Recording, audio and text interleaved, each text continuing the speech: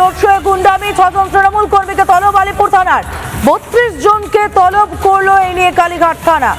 আরো একবার জানিয়ে রাখতে চাইবো, অমিত শাহের রোড শোয়ে গুন্ডামি, আলিপুর থানা 6 জন এবং কালীঘাট থানা 32 জনকে তলব করেছে।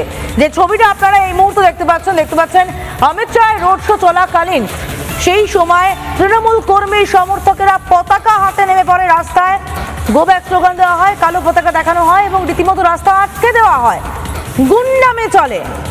এবং যার পরেই 6 জন তৃণমূল কর্মীকে এবার তলব করেছে আলিপুর থানা, 32 জনকে কালীঘাট থানা। তৃণমূল কর্মীরা যে অসভ্যতা করেছিল, যে কেওয়াস সৃষ্টি হয়েছিল, সেই ঘটনায় মোট 2টি থানা মিলিয়ে মোট 38 জনকে তলব করা হয়েছে। এর মধ্যে আলিপুর থানায় 6 জন তৃণমূল কর্মীকে তলব করা হয়েছে, অন্যদিকে কালীঘাট থানায় 32 জনকে তলব করা হয়েছে।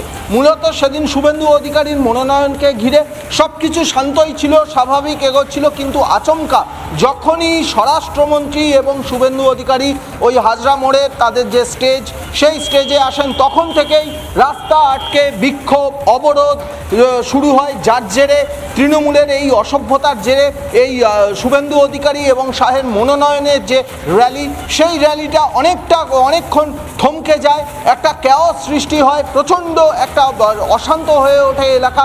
এই ঘটনায় অবশেষে 6 জন তৃণমূল কর্মীকে তলব করেছে আলিপুর থানা, অন্যদিকে কালীঘাট থানা 32 জনকে তলব করেছে এবং ইতিমধ্যেই ওই এলাকার দায়িত্বে থাকা, সার্ভে পার্ক থেকে কালীঘাট এলাকার দায়িত্বে থাকা 2 জন ডিসিকে শোকজ করেছে লালবাজার।